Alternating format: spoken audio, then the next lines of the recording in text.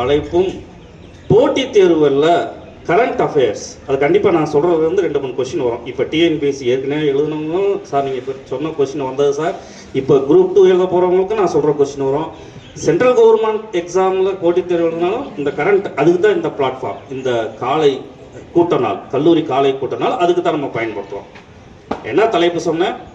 சீண்டிய America, சிந்தித்த India. காரணம் என்னன்னா, இன்று ஜூலை 30 முக்கியமான நாள். விண்வெளி ஆராய்ச்சி திட்டத்தில் மிக மிக முக்கியமான நாள். இன்று சாயங்காலம் 5:30 மணிக்கு இந்தியாவோட விண்வெளி திட்டம் இஸ்ரோ, அமெரிக்காவின் விண்வெளி திட்ட இயக்கம் நாசா, ரெண்டும் சேர்ந்து இன்னைக்கு 5:30 மணிக்கு ஸ்ரீஹரிகோட்டால ஒரு சேட்டலைட் லான்ச் பண்ண போறாங்க. அதுக்கு பேரு நிசார்.